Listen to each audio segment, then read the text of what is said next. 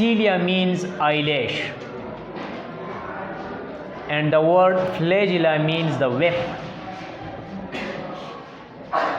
کوړه د لفظ cilia نه مطلب څه شی دی؟ eyelash او د word flagella نه مطلب څه شی دی؟ کوړه whip.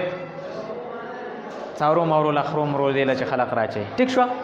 they are named as cilia and flagella according to their structure and shape. دولې دا نوم چې ورکړی دی دا د سټرکچر او د شیپ په بنیاد باندې ورکړی دی ځکه چې سیلیا چې هغه ستا د آیلیشز په شان دي small thread like structures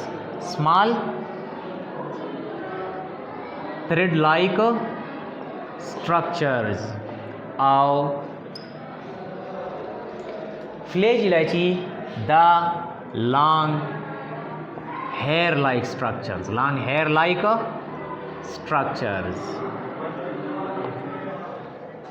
flagella چې دا موږ سره هیر نه ساري thread د اوږدو د تار په شانتې سټرکچر دی جبکې سیلیا چې دا موږ سره واړه دي خو د تار په شانته کې سټرکچر دی نو ځکه سیلیا مطلب آیلیش خو پیژنئ دسته دا باڼو ټایپ دی جبکې فلیجلا چې دا ویب لایک دی که تاسو سیلیا وګورئ مایکروسکوپیکلی یا بیا فلیجلا تاسو مایکروسکوپیکلی وګورئ نو سیلیا شکل چې دی دا به بالکل ستا د آیلیش په شانتي او د فلیجلا چې دی دا به ستا د ویب په شانتي د کوړې په شانتي.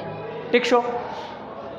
These are the small and large hair-like structures respectively, and we know that they are made from the microtubules.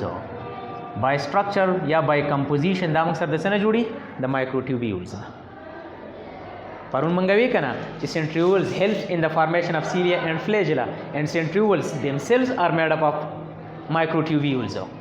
They arise from the cell wall او arise کیږي د چا نه؟ د سیل وال نه.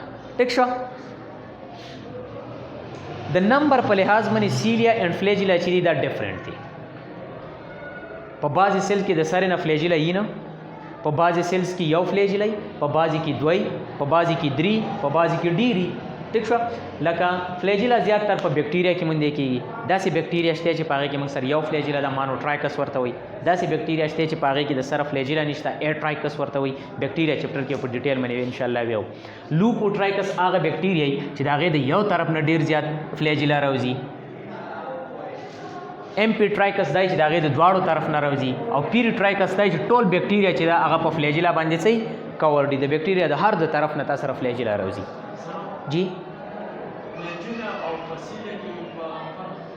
فلیجلا او په سیلیا کې دا فرق دی چې فلیجلا چې دي دا لانګ تھریډ لایک سټرکچرز دي او سیلیا چې دي دا سمال تھریډ لایک سټرکچرز دي. بای کمپوزیشن دا دواړه یو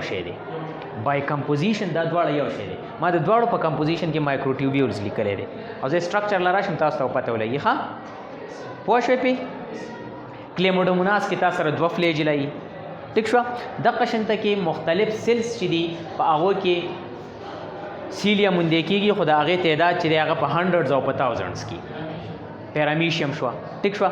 زمونږ په ریسپایریټري سیسټم کې چې کوم ټریک یا د وغیره برانکس په دې کې هم تاسو سره واړه واړه سیلیا چې دي دا موندې کېږي. داسې په فیمیل ریپروډکټیو ټریک کې د اووري سره دغلته کې سیلیا موندې کېږي چې د هغې کار دا دی چې هغه ایک په کته ټیل وهي چې لاندې ریپروډکټیو ټریک یوټیرس ته راشي د دې لپاره چې سپم ورسره میلاو شي او فرټیلایزیشن وشي اینډ سو آن پریګنینسي ای ټي سي. پوهېږئ که نه؟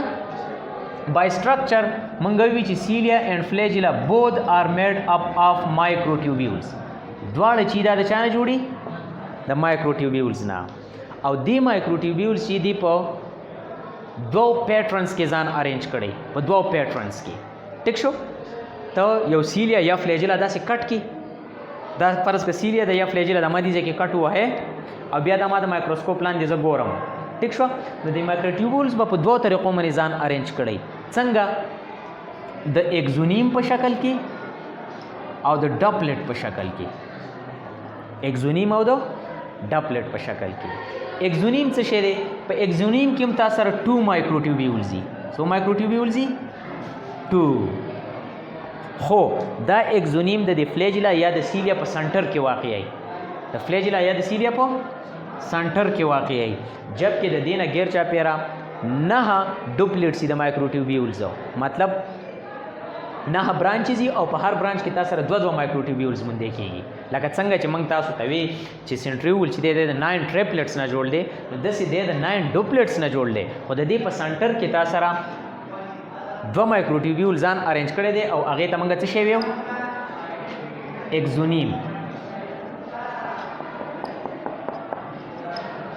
9 دا یو چې دی دا موږ سره څه دی اگزونیم او دا غیر چاپیره دا چې دي دا 9 ډوپلټس دي د څه شي د مایکروټیوبیولز 1 2 3 4 5 6 7 8 او 9 بای سټرکچر موږ سره هر یو سیلیا یا فلیجیلا چې دا د دوه کمپوننټس نه جوړه ده د اگزونیم او د ډوپلټ نه اگزونیم چې دی دا سنټرل پارت دی چې په هغې کې تاسو سره دوه مایکروټیوبیولز دي خو په سنټر کې تاسو سره واقع دي جبکې نور یو شی نور مایکروټیوبیولز دي او مایکروټیوبیول ته پته ده چې په دې کې مینلی ټیوبولین پروټینی او دے آر thick as compared to the remaining microfilaments are the intermediate tubules پوهیږئ پې پوه شو پې که نه نو بای سټرکچر نور دا یو شی دی ښه ټول مایکروټیوبیولز چې دي یو شی دی خو صرف دا په سنټر کې واقع دی او دا نور چې دي دا غیر چاپیره کې واقع دي پوه شوئ پې ښه فنکشن لی راځو چې سیلیا یا فلیجیلا چې دي دا څه کار کوي نو د سیلیا او د فلیجیلا د ټولو نه امپورټنټ کار چې دی هغه موبیلیټي آف سیلز دا د سیل په موبیلیټي کې کار کوي سیل دا څه کوي مومنټ ورله ورکوي مومنټ لا لیټ سپوز فرض که دا ما سره یو بیکټیریل سیل دی ټیک شو او دا فلیجیلا ده یو فلیجیلا ده راوتې ده نو دا فلیجیلا چې شاتې نه داسې تاویږي را تاویږي نو دا د بیکټیریا نه مخکې پروپیلنګ فورس ورکوي نو بیکټیریا چې دا څه کوي دا مخې ته ځي دغه شان کې بیکټیریا شوه سیلیا هم د پیرامیشیم په مومنټ کې هیلپ کوي کلیموډوموناس چې مومنټ کوي دغه نه ګیر چاپېره ساري د برې نه دوه فلیجیلا د کلیموډوموناس نه راوځي کلیموډوموناس نه څو فلیجیلا راوځي دوه نو چې هغه برې نه مومنټ کوي نو لاندې د کلیموډوموناس چې دی دا مخې ته ټیل وهي ټیک شوه د دې نه علاوه سیلیا چې دي د دې د موبیلیټي د وجې نه دا په ارګینزم کې د پروټیکشن کار هم کوي د څه کار کوي د پروټیکشن څنګه پروټیکشن کوي لیټ سپوز ته سا اخلي د نوز په مدد سره نو دا ایر کې تاسو سره ډسټ پارټیکلز هم کېدی شي الرجنز هم کېدی شي پوهیږئ که نه پوهیږئ الرجنز هم کېدی شي نو دا اول خو زمونږ دا په نوز کې چې کوم هیر دی او میوکس دی د دې د وجې نه ټریپ شي بیا چې مونږ کله پوزه سونډ کوو نو هغه بیا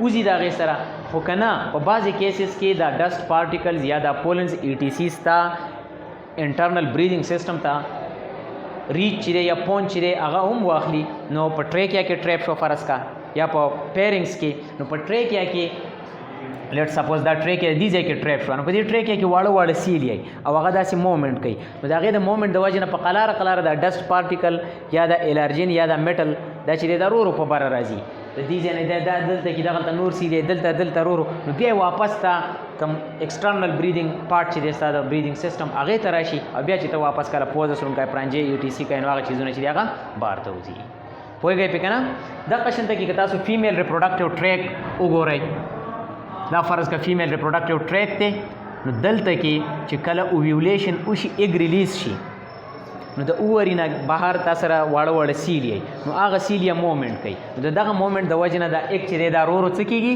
په کته راځي ټیک شوه نو چې څومره ته ایګ په کته راولي نو هغومره د فرټیلایزیشن چانسز سیوا کېږي ځکه سپم هم موټایل دی سپم هم موټایل دی هغې کې هم فلیجیلا یي که نه ټیک شوه خو بره تلل چې دي هغه بلې ګرانې ایز کمپیر ټو د لوور پورشن که نه نو د برې نه وله سیلیا چې دا هغه ایګ راولي ټیک شوه بیا فرټیلایزیشن وشي او بیا لیټر آن پریګننسي او دغه پروسس چې دی کېږي نو دیټس وای د فلیجیلا اینډ سیلیا آر امپورټنټ بیکاز دے هیلپ ان د موبیلیټي آف د سیل ایز ویل ایز based upon their position they help in the protection also as well as it also helps in the movement of the egg in the female and helps in the pregnancy making the pregnancy easy poa shwai ka poa na shwai ha this was all about the